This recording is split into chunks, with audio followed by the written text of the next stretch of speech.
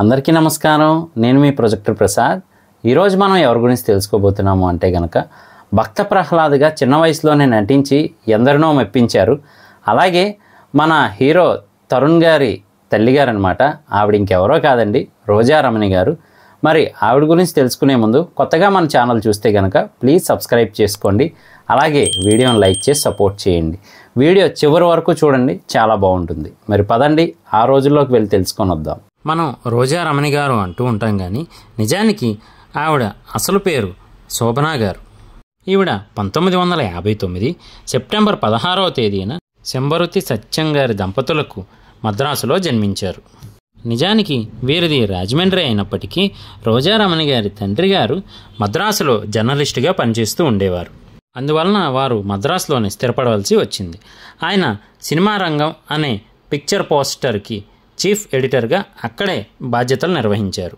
నిజానికి రోజా రమణి గారు పుట్టక ముందు నుంచే వారి తండ్రి గారికి అక్కడ సినిమా రంగంలో మంచి పరిచయాలు ఉండేవి. ఆ కాలంలో మద్రాసులో విజయ స్టూడియోస్ అలాగే ఏవిఎం స్టూడియోస్ మాత్రమే ఉండేవి. ఆ చుట్టుపక్కల ప్రజలు ఎంతోమంది రోజు ఆ స్టూడియోలోకి వెళ్ళే నటీనటులను చూడాలని, ఒక్కసారైనా ఆ స్టూడియోలోకి ఎలాగైనా వెళ్ళాలని అనుకుంటూ ఉండేవారు.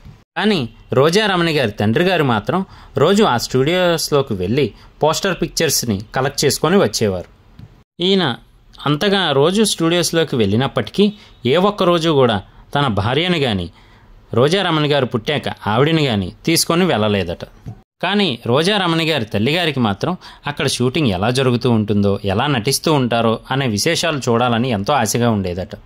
అయితే రోజా రమణి గారి ఇంటి దగ్గరలోనే అవధాని గారని ఉండేవారు. వారికి 6 పిల్లలట. అయితే షూటింగ్ నిమిత్తం వారి ఇంటికి వ్యాన్ రాగా ఆ పిల్లలతో పాటు రోజా రమణి గారు కూడా వ్యాన్ ఎక్కేయడం జరిగింది. కానీ ఆ వ్యాన్ ఎక్కవలసిన వారి పేర్లలో రోజా రమణి గారి పేరు లేకపోవడంతో అక్కడే దింపేసి మిగతా వాళ్ళు వెళ్ళిపోయారట. రోజా రమణి గారిని అక్కడికి తీసుకువెళ్ళనందుకు ఆవిడ ఎంతగానో బాధపడుతూ ఇంటిలోనే ఏడుస్తూ ఉన్నారట. సాయంత్రం తండ్రి గారు వచ్చి, అదేనండి సత్యం గారు వచ్చి, ఎందుకు ఏడుస్తున్నావు, ఎందుకు ఇలా అయిపోయింది ముఖం వాడిపోయి అని అడిగారట.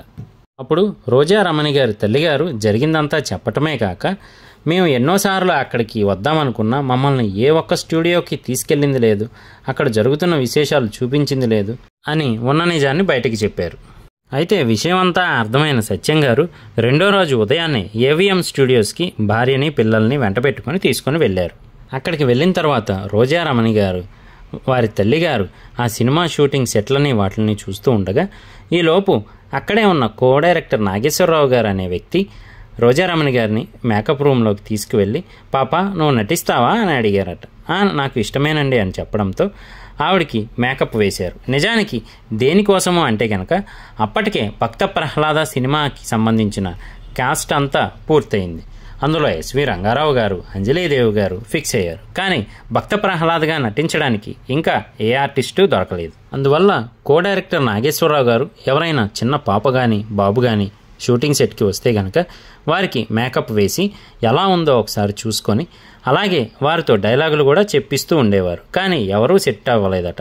అయితే రోజా రమణి గారు ఆ క్యారెక్టర్కి సరిపోతారేమో అనుకునే లోపే వారి తండ్రి గారు, అదేనండి మన సత్యం గారు, అది ఇంకా చిన్నపిల్లండి, దానికి యాక్టింగ్ అది ఏమీ తెలీదు, వదిలేండి సార్ అన్నారట. దానికి బదులుగా కో డైరెక్టర్ నాగేశ్వరరావు గారు, అలా అనకండి, ఎవరిలో ఏ టాలెంట్ ఉందో ఎవరూ చెప్పలేరు, అందువల్లనే ఒకసారి పాపని టెస్ట్ చేద్దామని చూస్తున్నాము అని చెప్పి రోజా రమణి గారికి, పాప నేను ఒక పద్యం నీకు చెప్తాను, ఆ పద్యాన్ని మళ్ళీ నువ్వు నాకు ఎప్పటికల్లా తిరిగి చెప్పగలవు అని అడిగారట. అయితే 1 వారంలో చెప్తానండి అని ఆ పద్యాన్ని తీసుకున్నారు. కానీ నిజానికి అప్పటికి రోజా రమణి గారు స్కూల్లో చదవడం కానీ అదేమీ తెలియదట. అందువల్ల ఆ పద్యాన్ని వారి అమ్మగారి చేతే చెప్పించుకుంటూ ఉండేవారు. పాప ఇంట్రెస్ట్ని గమనించిన రోజా రమణి గారి తల్లిగారు ఆ పద్యాన్ని ఎంతో చక్కగా చెప్పేవారు. కానీ ఆ సినిమా అవకాశాలు అవన్నీ మనకెందుకు వస్తాయి అని పైకి చెప్పలేక కూతురికి నేర్పించారు. అయితే శుక్రవారం రానే వచ్చింది. ఇంటికి కారు కూడా వచ్చింది ఏవిఎం స్టూడియోస్ నుంచి. ఇంకేముంది, ఒక్కసారిగా కారు రావడంతో ఆవిడికి కాళ్ళు చేతులు ఆడక వెంటనే వారి భర్త గారికి, అదేనండి సత్యం గారికి ఫోన్ చేసి ఇలా కారు వచ్చింది అని చెప్పగా ఆయన ఆ కారుని అలాగే కారులో రోజా రమణి గారి తల్లిగారిని ఆయన దగ్గరికి పిలిపించుకొని ఈయన కూడా కలిసి ఏవిఎం స్టూడియోస్కి వెళ్ళారు. అప్పుడు కో డైరెక్టర్ నాగేశ్వరరావు గారు, పాప పద్యం చెప్పాను కదమ్మా, అది నాకు చెప్పు అంటే, ఏమాత్రం తడబాటు లేకుండా ధైర్యంగా ఆయనకు ఆ పద్యం చెప్పారట. అప్పుడు నాగేశ్వరరావు గారికి ఆశ, ఆనందం రెండూ కలిగాయి. ఎందుకు అంటే మొత్తానికి భక్త ప్రహ్లాదకి కావలసిన క్యారెక్టర్ దొరికింది అని అనుకుంటూనే ఈలోగా కాస్ట్యూమ్స్ అన్నీ తెప్పించేసి రోజారమణి గారికి ఆ కాస్ట్యూమ్స్ వేసి ఫోటోషూట్ చేశారు. అయితే ఇంకో 2 రోజుల తర్వాత మీకు ఏ విషయం చెప్తాము అని రోజారమణి గారిని, తండ్రి గారిని, తల్లి గారిని తిరిగి పంపించేశారు. అయితే ఇంకొకసారి ఎందుకైనా మంచిదని 2 రోజుల తర్వాత మళ్ళీ ఏవిఎం స్టూడియోస్ నుంచి కారు పంపించి మరలా రోజారమణి గారిని తెప్పించి కాస్ట్యూమ్స్ వేసి ఫోటోలు తీసి ఇంకొక పద్యం చెప్పించుకున్నారు కో డైరెక్టర్ నాగేశ్వరరావు గారు. ఆ ఫోటోలని భక్త ప్రహ్లాద చిత్ర దర్శకులైన నారాయణరావు గారికి చూపించారు మన నాగేశ్వరరావు గారు. అయితే ఆ ఫోటోలు చూసిన నారాయణరావు గారు ఓకే చేశారు. అలాగే ఏవి మేయప్పన్ గారికి కూడా ఆ ఫోటోలు చూపిస్తే పాప కరెక్ట్గా సెట్ అయింది. కానీ పాములతో, ఏనుగులతో నటించవలసి ఉంటుంది. అంతేకాక ఎస్వి రంగారావు గారు లాంటి మహానటుల ముందు నటించగలదా లేదా భయపడుతుందా అని అనుమానంతో ఒకసారి పాములు తెప్పించండి అని పాములు తెప్పించి మెడలో వేసి చెక్ చేసి చూశారు. నిజానికి ఆ వయసులో పాములు లేదా జంతువులంటే ఎంతో భయపడతారు. కానీ రోజారమణి గారు మాత్రం ఆ వయసులోనే ఎంతో ధైర్యంగా నటించారు. ఇంకేముంది, దర్శక నిర్మాతలు వెంటనే సత్యం గారితో మీ పాపే భక్త ప్రహ్లాదకి కరెక్ట్గా సరిపోతుందండి, సెలెక్ట్ అయినట్టే అని కన్ఫర్మ్ చేసేశారు. కాకపోతే ఇక్కడ ఒక సమస్య ఉంది. అదేమిటి అంటే భక్త ప్రహ్లాద అనేది అబ్బాయికి సంబంధించిన క్యారెక్టర్. అయితే ఆ క్యారెక్టర్లో నటించాలి అంటే ఇంత జుట్టు ఉండకూడదు అని ఆ జుట్టుని కట్ చేయమన్నారు చిత్రపు నారాయణరావు గారు. అయితే రోజారమణి గారి తల్లిగారు అదేమిటండి 5 ఏళ్ల పాటు పెరిగిన జుట్టుని ఇప్పుడు కట్ చేస్తే అమ్మాయి ఎలా ఉంటుంది అని చెప్పి అడిగారు. అప్పుడు చిత్రపు నారాయణరావు గారు, అమ్మ జుట్టు అనేది మళ్ళీ పెరుగుతుంది, కానీ ఇటువంటి అవకాశం ఒక్కసారి చేజారితే మళ్ళీ జీవితంలో దొరకదు. భక్త ప్రహ్లాద అనేది ఎంతో గొప్ప క్యారెక్టర్, అది మీ పాపకు వచ్చింది, ఒక 5 నిమిషాలు ఆలోచించుకొని నాకు చెప్పండి అని చెప్పారు ఆయన. 5 నిమిషాల పాటు ఆలోచించిన తర్వాత రోజారమణి గారి తల్లిగారు సరేనండి అని చెప్పడంతో ఆవిడికి బాయ్ కట్ అంటే అబ్బాయిలాగా హెయిర్ కట్ చేయించారు. మొత్తానికి ప్రహ్లాదగా అయితే మన రోజారమణి గారు నటించారు. ఆ సినిమా విడుదలయ్యే రోజు రానే వచ్చింది. ఈ సినిమా 1967 జనవరి 12న విడుదలై ప్రేక్షకుల ముందుకు వచ్చింది. ఇంకేముంది, జనాలు చూడడం, బ్రహ్మరథం పట్టడం మొదలుపెట్టారు. కానీ విని ఎరుగనంతగా చిన్న వయసులోనే యాక్టింగ్తో అలరించారు మన రోజారమణి గారు. అంతేకాక సినిమా కూడా సూపర్ డూపర్ హిట్ అయింది. అయితే అప్పటి రాష్ట్రపతి అయిన సర్వేపల్లి రాధాకృష్ణ గారికి ఈ సినిమాను చూపించగా ఆయనకి ఉన్న కొద్దిపాటి సమయంలో ఈ సినిమాని సగం వరకు చూసి ప్రహ్లాదుడిగా నటించిన బాబు ఎంతో చక్కగా నటించాడు అని చెప్పారట. అప్పుడు ఆయన కిందున్న అధికారులు, సార్ నటించింది బాబు కాదండి పాప అని చెప్పగానే ఆయన ఎంతో ఆశ్చర్యపోయి, అవునా, అయితే ఆ పాపను నా దగ్గరకు తీసుకురండి, ఒకసారి కలవాలి అని చెప్పారట. అయితే రోజారమణి గారి తల్లిదండ్రులకి ఈ విషయం తెలిసి ఆనంద బాష్పాలతో కళ్ళు చెమర్చాయట. అయితే రోజారమణి గారిని, వారి తల్లిదండ్రుల్ని సర్వేపల్లి రాధాకృష్ణ గారి దగ్గరికి తీసుకువెళ్ళగా మిగతా సినిమాని చూశారట. ఆ వయసులోనే ఆవిడ నటించిన అంత గొప్ప నటనకు గాను జాతీయ బాలనటిగా పురస్కారాన్ని కూడా అందుకున్నారు. ఇంకేముంది, ఆ తర్వాత తెలుగు, తమిళంలోనే కాక మలయాళంలో కూడా 2 సినిమాల్లో బాలనటిగా నటించారు మన రోజారమణి గారు. రోజు ఏదో సినిమా షూటింగ్లో నటిస్తూనే ఉండేవారు, అంత ఇష్టం ఆవిడికి షూటింగ్స్ అంటే.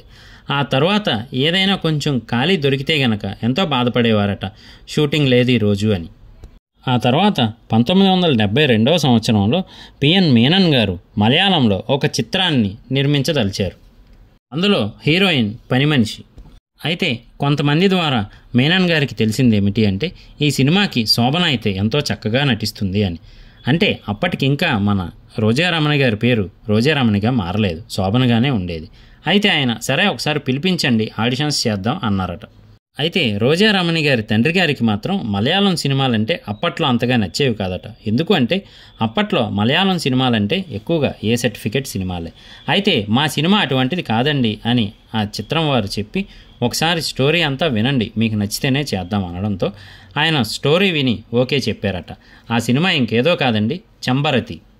ఇంకేముంది, ఆ సినిమా రెడీ అయి విడుదలైంది. ఆ సినిమా విడుదలైన తర్వాత మలయాళంలో మన రోజారమణి గారికి ఒకదాని తర్వాత ఒకటి సినిమా అవకాశాలు వస్తూనే ఉన్నాయి. ఎంతలా అంటే మలయాళంలోనే ఆ టైంలో దాదాపు 25 చిత్రాల్లో నటించారు. ఆ తర్వాత తెలుగు, తమిళ భాషల్లో కూడా వరుసగా అవకాశాలు వస్తూనే ఉన్నాయి.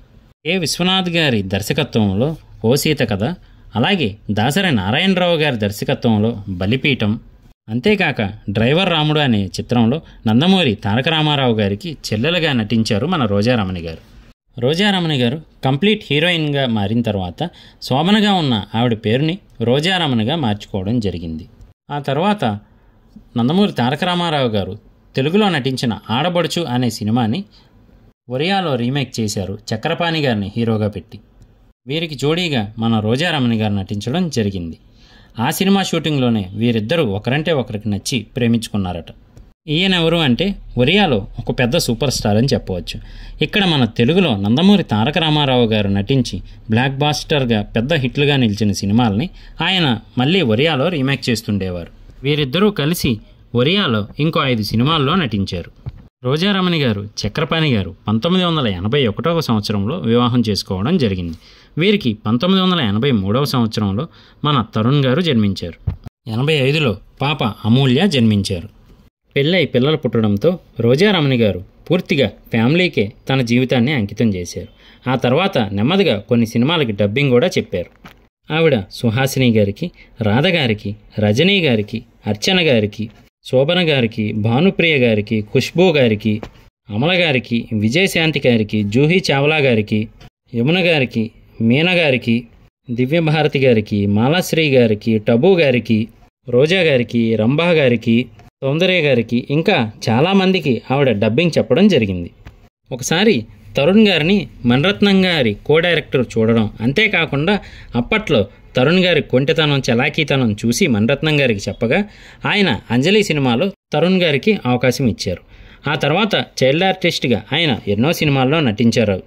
దాదాపు 16 ఏళ్ల వయసులోనే తరుణ్ గారు ఒక పౌడర్ యాడ్లో నటించగా తరుణ్ గారిని చూసిన త్రివిక్రమ్ శ్రీనివాస్ గారు, అలాగే ఆయన గురువుగారు అయిన విజయభాస్కర్ గారు కలిసి నువ్వే కావాలి అనే సినిమాలో హీరోగా పెట్టడం జరిగింది. నిజానికి తరుణ్ గారి తండ్రి గారు ఆయన్ని డాక్టర్ని కానీ లేదా ఒక పెద్ద బిజినెస్ మ్యాన్ని కానీ చేయించాలనుకున్నారట. కానీ తరుణ్ గారికి ఈలోగా సినిమా అవకాశాలు రావడము, పీక్ స్టేజ్కి వెళ్ళడము, మళ్ళీ నెమ్మదిగా పడిపోవడము జరిగాయి. అయితే నిజానికి తరుణ్ గారు ఎంతో మంచి స్టేజ్కి వెళ్తారనుకున్నప్పటికీ అనుకోని సందర్భాల వల్ల ఆయన నెమ్మదిగా కెరియర్లో సినిమాల పరంగా కిందకి రావాల్సి వచ్చింది. అయితే తరుణ్ గారి చెల్లిగారికి మాత్రం వివాహం జరిగింది. ఆవిడ ఫారిన్లో ఇంటీరియర్ డిజైనర్గా ఉన్నారు. అలాగే రోజారమణి గారు తరుణ్ గారికి కూడా పెళ్లి జరిగి వైవాహిక జీవితంలో ఆనందంగా ఉండాలని కోరుకున్నప్పటికీ కొన్ని అనివార్య కారణాల వల్ల తరుణ్ గారికి మాత్రం వివాహం మీద అంతగా ఇంట్రెస్ట్ లేదట. వీడియో మీకు నచ్చిందనే అనుకుంటున్నాను. ఈ వీడియో మీకు నచ్చితే కనుక లైక్ చేయండి, అలాగే మన ఛానల్ సబ్స్క్రైబ్ చేయడం మర్చిపోకండి.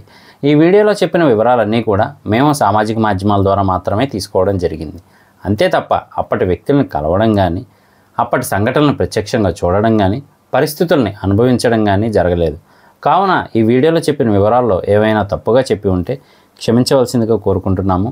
అలాగే మన ఛానల్లోని ఏ ఇతర వీడియోల్లో అయినా వివరాలు తప్పుగా చెప్పి ఉంటే క్షమించవలసిందిగా కోరుకుంటున్నాం. నేను మీ ప్రొజెక్టర్ ప్రసాద్. మళ్ళీ నెక్స్ట్ వీడియోలో కలుస్తాను. Thank you.